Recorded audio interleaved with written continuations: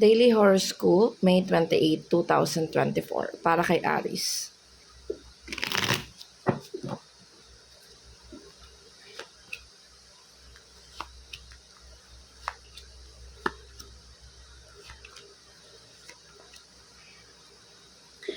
So, Aries today, no? Kung may binabalak kang lumayo, kung binabalak mong maghanap ng trabaho, kung binabalak mong mag-explore today, you can do it. Kasi daw, sabi dito, the magician yung lumabas karugtong ng pag-travel. Ibig sabihin, magagawa ng paraan, may magandang resolusyon. Kung may mga gap naman sa mga nakalipas na araw, asahan mo ito ay maaayos. Mag-ingat nga lang, no? Kasi may nakita ko ditong betrayal or something na hindi maganda sa'yo, no? Today, regarding sa mga tao. So, mag-iwas tayo ngayon makapag-usap sa mga taong hindi natin masyadong kakilala. Huwag mo naman ngayon magtiwala sa tao, ano? Yun ang mas magandang gawin ngayon kasi hindi nakabalanse. Although, yung mga nakalipas na away o sa gulot, alam ko maaayos ito. No? Pero ngayon sinasabi ni cards, mag-ingat muna tayo, baka tayo may pagchismisan or may masabi behind our back. So mag-ingat ngayon, Aries. Para man kay Taurus.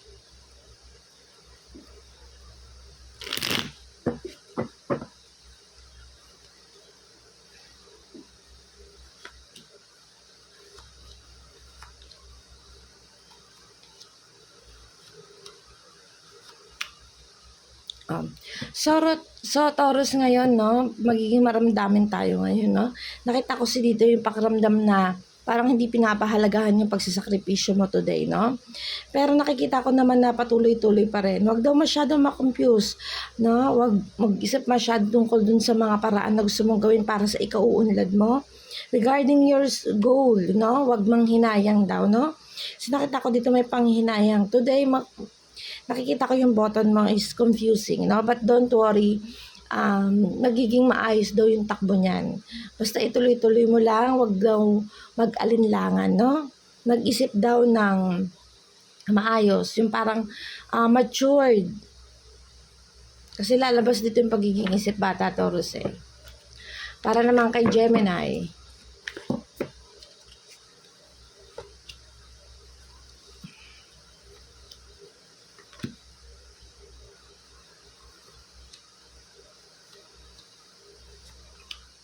Okay. So, Gemini, nakikita ko ditong porsigido ka, no? May mga balak kang gawin.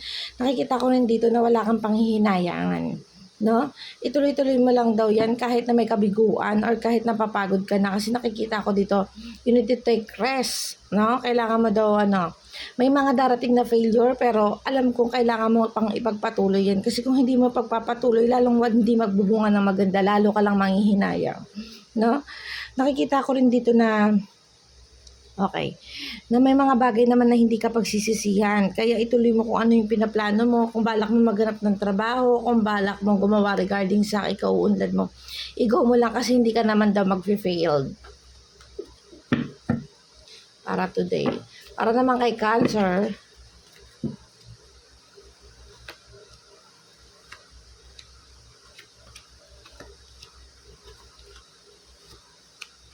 Okay. So, Cancer, no? Kung meron mang sigalot na nararanasan ngayon or kung meron mang mga nakalipas na hindi maganda nung mga nakaraang araw, it's new beginning daw, sabi dito sa cards. Alam kong walang guidance ni universe, kaya lang alam kong patuloy ka pa rin nagsisikap or ito pa rin yung, yung pag-asa mo. Meron pa rin pag-asa, meron pa rin new beginning. Huwag daw pang hinaan ng loob, no? Kung nag-apply ka at na-failed ka, it's time for you to do again para makuha mo daw yung ma-achieve mo yung dapat mong achieve, no? Gawa lang tayo sa kakaunlad natin. Ganun yung sinasabi ng card para sa'yo. Leo. Para naman kay Leo.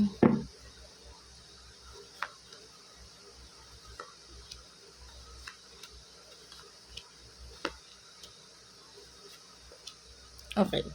So, Leo, maganda yung araw natin ngayon, no? Meron nga lang konting sigalot na pero alam ko ma-overcome mo yun. Magkakaroon lang ng konting problema regarding sa mga taong ahead sa'yo. May mga hindi ka ma-achieve na moment today, but alam ko magagawa mo ng paraan. Ituloy-tuloy mo lang kasi hindi ka daw manghihinayang o hindi daw masisira yung pinaghirapan mo, no? Nakita ko rin dito na magiging masaya yung pamilya. May mga taong lalapit sa iyo at matutulungan mo yon, no? Magkakaroon ng kakayahan para makatulong sa ibang tao today, no, Leo? So, napakaganda ng maganda yung takbo ng baraha ngayon. Yun nga lang, kasi nakita ko talaga may darating sa yung parang nakakainis o nakakaano, pero mo-overcome mo naman yun. Magagawan mo naman siya ng paraan. So, Virgo. Para naman kay Virgo,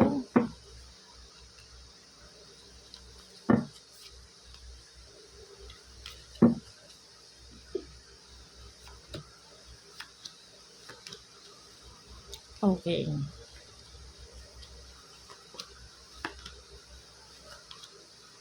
Okay. So Virgo, no, at the head ng mga cards mo, yung araw mo today is very confusing, no? Mawawalan ng ganan, mawawalan ng tawag doon, alignment kay universe, no? Papasok dito yung mga makamundong gawain. Kung balak mong uminom today, kung balak mong magpagbarkada today, kung balak mong mambabae today or something, alam mo yon, kung magsugal. Sinasabi dito na hindi ito napapanahon ngayon, no? Kasi hindi siya guided ni universe, no? Kumbaga, kung balak mong magsugal ngayon, ipagpabukas mo muna kasi baka matalo ka lang. Nakita ko din dito, Virgo, na okay yung relationship, may mabubuong pakikipagrelasyon. Kung ikaw naliligaw, maaaring sagutin ka ngayon. May guidance at the bottom naman, may guidance naman yung universe. So, ibig sabihin, itong mga pinagdadaanan mo, itong araw mo ngayon, magiging smooth naman yan. Huwag lang daw gumawa ng mga makamundong gawain para hindi bumaliktad yung alignment kay universe, no? Para naman kay Libra,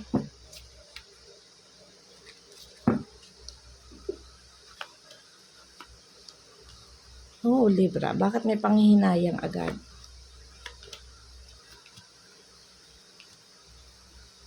Dalawa.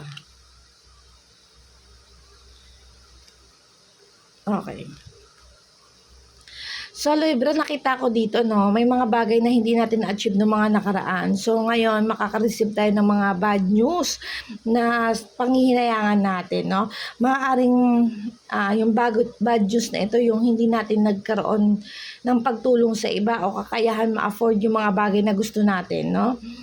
Nakita ko kasi dito, but don't worry daw, may page of cup, may someone offer sa'yo. Kung may nawala, kung meron man tayong hindi na-achieve, may paparating naman daw today. So, wag masyadong mag-alala. Alam ko naman na patuloy mo pa rin, ano ba yun, yung masikap ka, no? Yung parang, kung yung gusto mo talaga dito, gagawin mo, no? Kahit na alam kong nahihirapan ka gumawa ng paraan para makuha mo yung bagay na gusto mo, pero patuloy pa rin, no? Huwag daw masyadong maging emotional today, Libra. Siguro napapansin ko yung bagay na yun na gusto mo talaga makuha, malaking impact sa'yo, no? Kaya medyo emotional tayo, pero huwag daw manghinayang today, may kapalit naman daw, no? Ganito na lang gawin mo. Kung meron mga opportunity na paparating sa'yo, Libra, today, i-go mo. Para wala kang panghinayangan. Scorpio.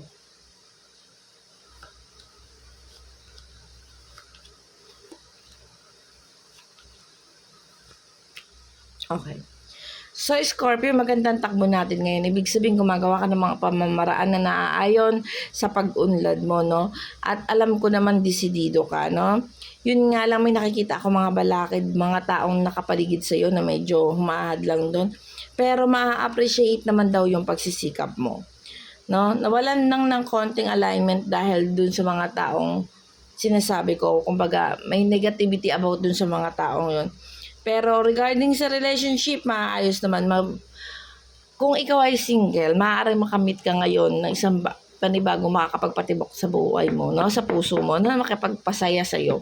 Kasi lumabas ang the lovers, no? Kung ikaw naman naniligaw, maaari namang sagutin ka ngayon, no? Kung may gusto sa relationship, maaayos yun. Regarding sa relationship, Libra, smooth today. Ay, Libra, Scorpio pala. Sagittarius.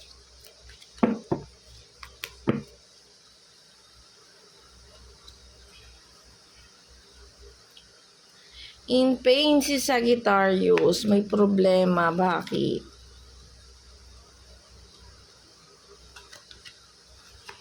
Okay. So, Sagittarius, no, nakita ko sa head mo, defeat. Yung parang may betrayal kang naranasan, nasaktan dahil sa isang lalaki o merong importanteng taong nakapanakit sa iyo today.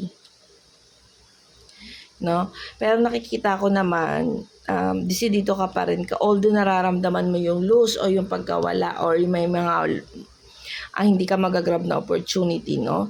Pero nakita ko naman desidido ka pa rin. But dahil dun sa pagpupursige mong yan, ma-overcome mo naman yung pain na naramdaman mo kanina, no? Yung nag-head dito. Ibig sabihin, kung ano man paparating sa'yo, matatapos yan today. Kung ano man problema mo kakaharapin mo ngayon sa Sagittarius, ibig sabihin magagawa mo ng solusyon. So, huwag masyadong mabahala, ano? Ang gawin mo na lang, mag-ingat na lang tayo sa ating mga pananalita. Baka yung ano ba yun, maging kalma o today, gawin mo na lang na, habaan yung pasensya mo. Ganun na lang, Sagittarius. Para hindi masyadong lumaki yung gusto't nakakaharapin natin, no? Capricorn.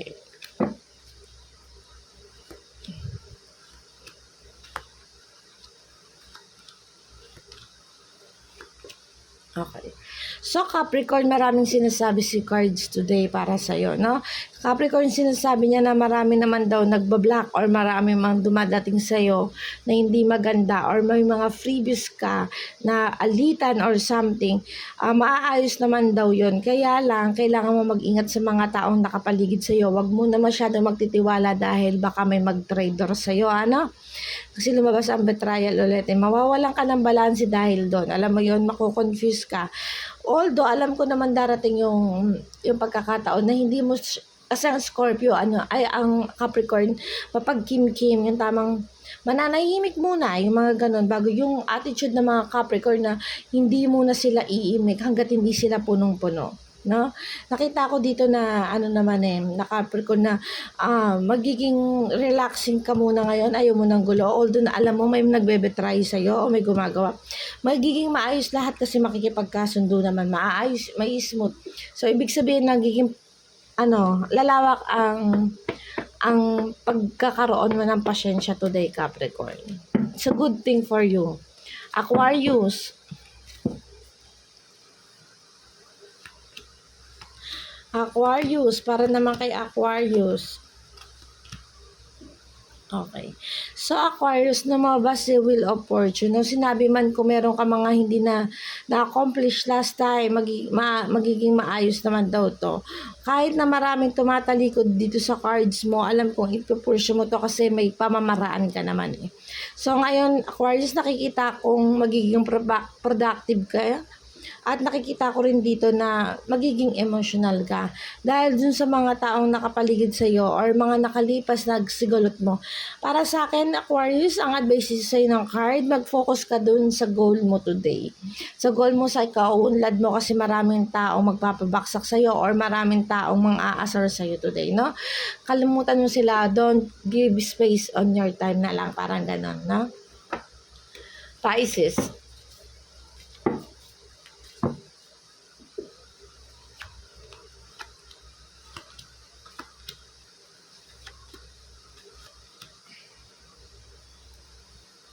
So, Pisces, nakikita ko dito kung may mga desisyon tayong dapat gawin. Wag muna natin gawin ngayon. Ipagpaliban muna natin kasi ang bottom is walang alignment ni universe, no? Pero regarding naman sa pera, nakikita ko naman na handa kang gawin lahat yon or may mga paparating naman sa'yo regarding sa financial, no? Pag sinabing sa financial, Pisces, ibig sabihin magiging abundance ka naman. So, mag-work naman yung mga ginagawa mo ngayon, no? Kaya lang nga, dun sa mga taong nakapaligid sa'yo, no? Magiging unsatisfied yung nakikita ko dito. Ibig sabihin, hindi ka magiging smooth sa mga taong nakapaligid sa'yo. Lalo na yung mga superior sa'yo, like yung boss mo, like yung mga family mo, father mo, mother mo, yung mga mas ahead sa'yo, no? Asawa mo, masakop dito ang asawa, no? So, kailangan maging kalmado tayo ulit, no? Nakikita ko dito na hindi rin maganda yung takbo ng araw mo ngayon, Pisces, no? Unless regarding sa money, no? So, igugo mo yung money, ituloy-tuloy lang. At saka lagi lang mag-pray. Ito po ay guidance lamang po. At sana po mainawaan nyo yung pagbabasa ko ng cards. No? Sana maka-resonate po sa inyo. Thank you at makatulong.